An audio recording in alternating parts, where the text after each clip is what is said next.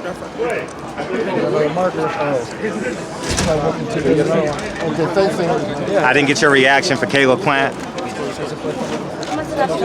Thank you. I know you don't need to look. I didn't get your reaction for Caleb Plant. Uzatake. I seen him right now at the end. Congratulations to Did you see the fight? I saw it. Okay. I saw it. He looked good. Similar to what I It was a shame. Hey, not a lot of people gave him a lot of chance. I picked him. I bet $400 on him. Not a lot of people I bet plus 220. I had him at plus 220. Not a lot of people. And look at what he did. Hey. Snack team, baby. Oh, snack team. So the secret ingredient is the snack team, huh? Snack stand for Snacks. I wonder what Victor Conte used. Spence not a champ. Spence not a champ. That's what snacks stand for. I love the fact that you're going into a super. People think I don't like people. People don't understand that I actually love you. Like not love you per se, but people like, oh, I respect everything that you're doing, man. Every fight that I'm taking, I want to make it bigger and better than the last. This one's working I want to make. I'm sorry about you so much, Mikey. Yeah, that one's working now. Thank you very much. That's beautiful. I want to make sure that every fight is a bigger challenge for me, you know. So right now there was nothing else at 135, 140 that was plausible and exciting and motivated like that, you know. So I saw an opportunity to, take on a bigger fight, and we went with Spence, and I'm happy that we could. I'm happy that we were able to land it. And I couldn't be remiss by saying I saw Caleb Plant box his ass off tonight, and I couldn't help but think Uzatake's the boogeyman, Errol Spence is the boogeyman, and I don't want to compare fights or styles or anything, but Caleb looked very strong, he looked good, fought very well. So I mean, I got to give him lots of props and credit. He had an opportunity to fight, for a world title against one of the most feared in the division, and if not the most feared. So he pulled it off. What was it like to sit next to Errol Spence tonight, or right across from him, I should say? I didn't even catch him. You didn't. He was sitting right. You were sitting on this aisle. He was sitting on this aisle, but you were ringside. I wasn't there. You wasn't. Where were you? You probably seen someone now. I was in the locker room the whole time with my fighter. I got two fighters. Oh yeah. Two of the guys fought. Okay. So I was in the back. I wasn't there. I saw all the fights on TV. They were showing us in the locker room. But I gave your boy Victor Conte hell this weekend.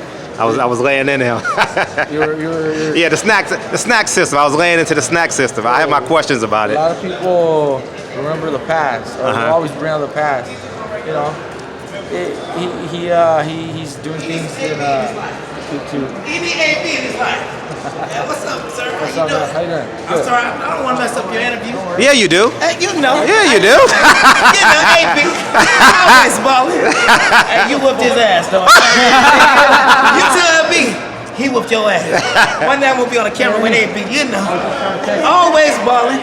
You know what I'm saying? Hey, good luck when you fight. They say I look like AB. I said, hell no, I don't look like no AB. One day we'll be about business. He got facial hair, bro. And you tell AB to come see your boy. Vic Henley, lock, fresh, fly, and boy. I gotta get out of here, boy. What's your name? What's up? What is this? Nah, Boxing Boys. What's up, Boxing Boys? Shout out to Floyd Money Mayweather. You see, we got boy Garcia here. Floyd Money Mayweather, come see your boy. I ain't no boxer, but I'm a piano player. You got all fresh, fly, and flamboyant. Y'all signing out. All right, baby. All right, go ahead and finish that, baby. Mike, you gotta ask. Obviously, you got a tough test ahead of you, March 16th. You don't look past nobody, but I know that next weekend, the Manny Pacquiao's expressed interest, the winner of you and Spence. Is that a fight that interests you? Because at this point in your career, you say, I want the fights that interest me. Yeah, well, look, Manny's obviously interested because he knows that it would be a big fight, unifying, the division again, stuff like that is something that interests everybody.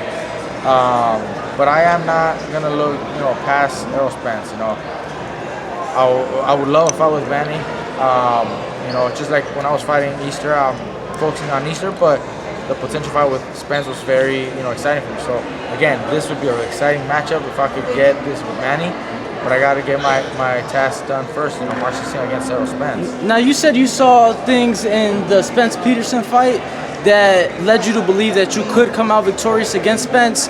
Obviously, you're not gonna give those details out, but I want to ask, what is gonna be different about you in the Spence fight versus the Lipinets fight? Because a lot of people question the move up in weight to 140.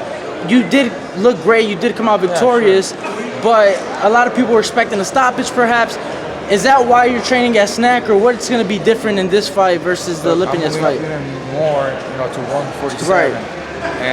And I have never been at 147, and I'm not just fighting anybody, so I gotta make sure that I do things a little more than the normal for me. I gotta change things up a little bit. I gotta work harder, push myself a little more. That's why we decided to go to Snack, get some training with them, get some routines, just to help my body be a little stronger, to be able to hold up to a size, to the weight that Errol will present.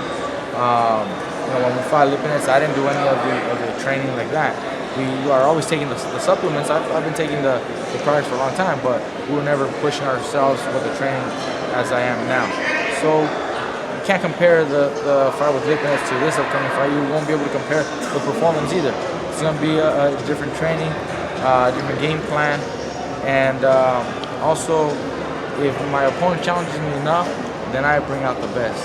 And I think Errol Spence will bring out the best out of me, and you guys will see, something different. I know I can do a lot more, but the fans just haven't seen it. None of you guys have seen it. I've seen you fight 39 times. I've seen you fight 39 times. You still haven't seen the best. Okay, I respect that.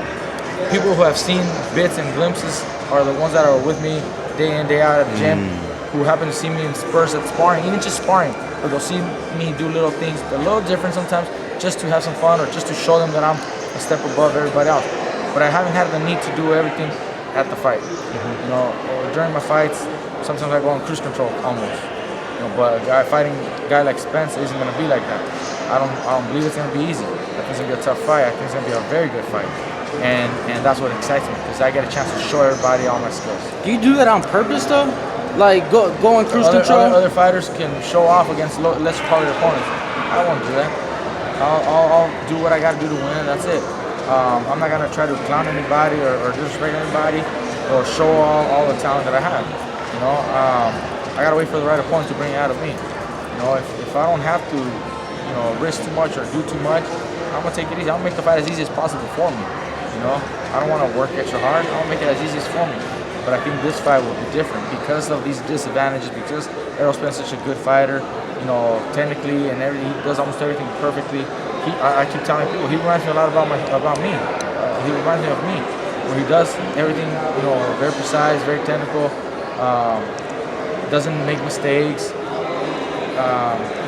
He does remind me, of myself. So I know it's gonna be a tough fight, but that's what makes it such a good fight.